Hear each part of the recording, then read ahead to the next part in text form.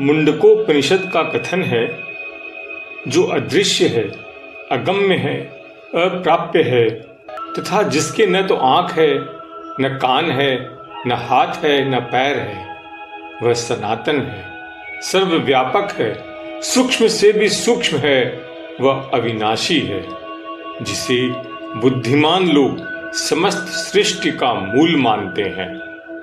सुतांजलि, वर्ष 9, अंक 2, मई 2025। अज्ञान, विकास और अवतार। हमारे धार्मिक ग्रंथों, वेद, उपनिषद, शास्त्र, पुराण आदि में कहानी और दृष्टांत का अक्षय भंडार है। इनके अलावा कथावाचक भी समयानुसार नई नई कहानियों और दृष्टांत की रचना करते रहते हैं। उनका उद्देश्य दुरूह और जटिल बातों को सहज और ग्राह्य बनाना है। किसी समय दूषित काले पानी की नाली के अंदर अंधकार में अनेक कीड़े रहते थे, जो वहां उस अंधेरे में चुपचाप रेंगते रहते थे। नहर के ऊपर चमक रहे सूर्य की उन्हें कोई जानकारी नहीं थी। एक दिन कुछ कीड़ों को घने अंधेरे में सूर्य की एक किरण दिखी और उस चमक में सूर्य के प्रकाश की एक किरण उन पर भी पड़ी। वे कीड़े अपने ऊपर पड़ने वाली उन चमकदार रोशनी से बड़े आनंदित हो खेल में मग्न हो गए। ये कीड़े, जिन पर सूर्य की किरणें पड़ रही थीं, अन्य कीड़ों से अपने आप को श्रेष्ठ और गौरवान्वित महसूस किया और इसे अपनी जीत समझ खुशी से संतुष्ट हुए। इनमें से अधिकांश कीड़ों ने अपना शेष जीवन इसी तरह बिताया जैसे कि वे कीड़ों की दुनिया में विशिष्ट स्थान रखते हों। लेकिन इनमें से कुछ संभ्रांत कीड़ों में इसे लेकर असंतोष था। इनमें से कुछ समझदार कीड़े खोज में लग गए, यह प्रकाश की किरण कहां से आई। वे विचार करने लगे कि इस अंधेरे में प्रकाश के इस कण का क्या स्रोत है। वे प्रकाश के स्रोत को खोजने में लगे रहे और इसके लिए सख्त मेहनत कर रहे थे।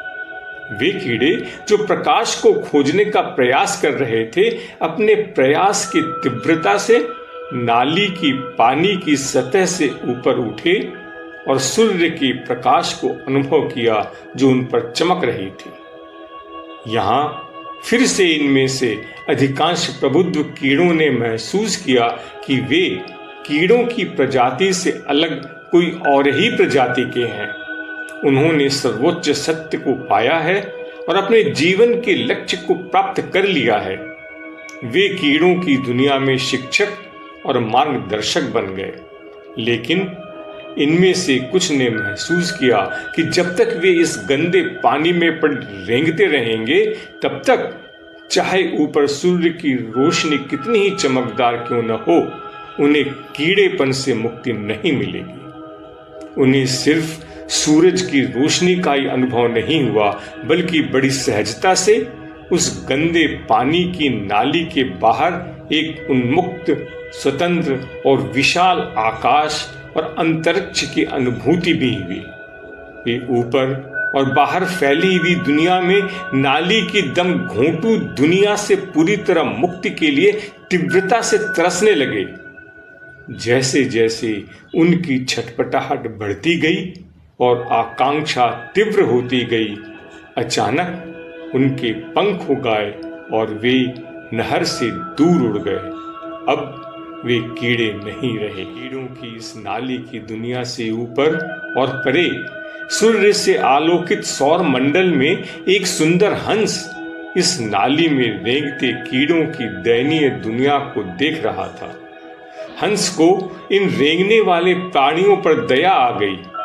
इन कीड़ों को दयनीय अवस्था से स्वतंत्र कर उन्हें मुक्ति प्रदान करने हेतु वह हंस अपने दिव्यालोकित स्थान से उतरकर इन्हीं कीड़ों का रूप बना उस नाली में प्रवेश कर गया। इस मुक्ति के पथ पर चलकर ज्यादा से ज्यादा कीड़े इस गंदे पानी की नाली से निकल सके। हंस कीड़े के रूप में उन्हीं कीड़ों के साथ रहने लगा। इस गंदे पानी की नाली में रेंगने वाले कुछ प्रबुद्ध और अत्यधिक विकसित कीड़े हंस को पहचानने समझने में सक्षम थे। वे उस हंस रूपी कीड़े के शिष्य बन गए। लेकिन अन्य कीड़े इस सूर्यालोकित ब्रह्मांड से पूरी तरह अनभिज्ञ थे। वे उनके साथ विचरने वाले हंस रूपी कीड़े को पहचानने में असफल रहे। सूर्यलोक से आए इस हंस और उनकी कीड़ाओं से उन प्रबुद्ध कीड़ों ने अपनी सभी कठिनाइयों को समझा, स्वीकार किया और उन पर विजय प्राप्त की। और इस प्रकार उन्होंने कीड़ों की प्रजाति में चेतना की ज्योति प्रज्वलित की। अपने कार्य से संतुष्ट होने के बाद हंस ने अपना कृमि शरीर त्याग दिया और वापस अपने सूर्य लोक में उड़ गया। यह दृष्टांत सांसारिक अज्ञानता की दुनिया में फंसे मानव स्वभाव के विकास, अज्ञानता से मुक्ति की संभावना और मानवता की मुक्ति के लिए दिव्य अवतार को दर्शाता है। गंदे पानी की नाली मानव अज्ञान की दुनिया है और कीड़े इसमें फंसी मानवता का समूह है। कीड़ों का पहला समूह अज्ञानता में विकास के पहले चरण का प्रतिनिधित्व करता है। ये वे मनुष्य हैं जो विकास के भौतिक और महत्वपूर्ण चरण को पार कर चुके हैं और उच्च मानसिक, बौद्धिक, नैतिक और सौंदर्य संबंधी मन की चेतना तक पहुंच गए हैं और इस जीवन से संतुष्ट हैं।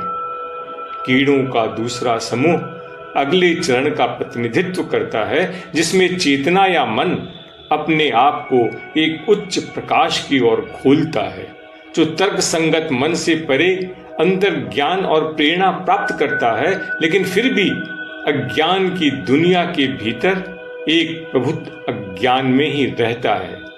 ये वे महान मानव प्रतिभाएं हैं जो औसत मानव मन से परे के क्षेत्रों से प्रेरणा प्राप्त करते हैं और उन्नत आध्यात्मिक साधक हैं। उनमें से बहुत से लोग यहीं ठहर जाते हैं। कुछ लोग शुद्ध और शांत मन में अति मानसिक सूर्य का प्रतिबिंब देखते हैं और भूलवश उसे ही सूर्य मान लेते हैं तथा धार्मिक और आध्यात्मिक शिक्षक बन जाते हैं। कीड़ों का अंतिम समूह जो पंख विकसित करते हैं और नाली से दूर उड़ जाते हैं, ये वे मानव आत्माएं हैं जो आगे बढ़ती हैं और मानव के मानसिक अज्ञान की सीमा रेखा से परे आत्मा की सर्वोच्च स्वतंत्रता तक पहुंचती है।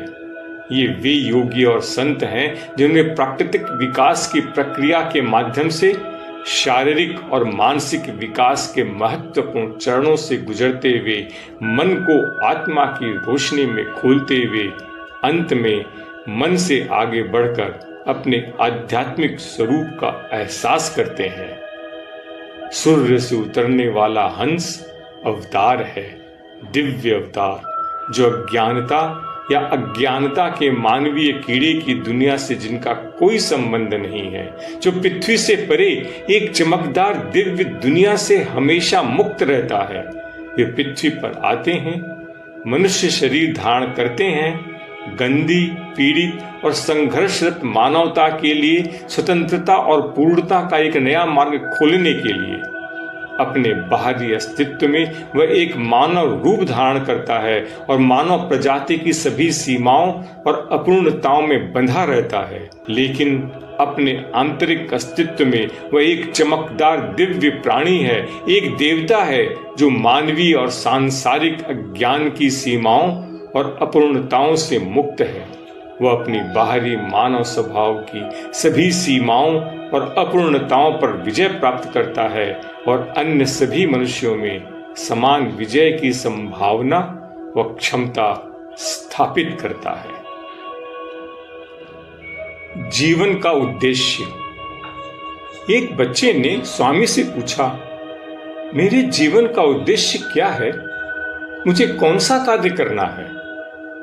स्वामी चिदानंद ने फूलों के एक गुच्छे की ओर इशारा करते हुए उत्तर दिया, क्या तुम इन फूलों को देखते हो? कुछ शाखाओं पर तुम्हें छोटी छोटी कलियां दिखती हैं, तो कुछ पर तुम्हें पूरी तरह से खिले हुए फूल दिखते हैं। पूरी तरह से खिले हुए फूलों में सुंदर पंखुड़ियां, अच्छा रंग, खुशबू और सुंदर रूप होता है। कलियों में तुम अभी यह सारी सुंदरता नहीं देख सकते। कली का उद्देश्य अपने अंदर छिपी हुई सुंदरता को बाहर लाना और एक संपूर्ण फूल बनना है। धीरे धीरे यह बड़ा होगा और अपने भीतर से सारी सुंदरता को बाहर लाएगा। आपके जीवन का उद्देश्य आपके अंदर सोई हुई सुंदरता को बाहर लाना है। आपका कार्य एक परिपूर्ण आदर्श मानव के रूप में विकसित होना है। आप में सभी महान मानवीय गुण सोए हुए हैं, जैसे दया, करुणा, निस्वार्थता, सेवा करने की भावना, सद्गुणों पर टिके रहने का साहस, इच्छा शक्ति और आकांक्षा की आंतरिक शक्ति, उच्च आदर्शों के लिए जीना आदि। आपके अंदर पूरी क्षमता है। इसे बाहर लाना ही वह कार्य है जो आपको इस जीवन में करना है। तब आप इस खूबसूरत फूल की तरह खिलेंगे ना। लाइक करें, सब्सक्राइब करें, परिचितों से शेयर करें, अपने सुझाव ऑनलाइन दें।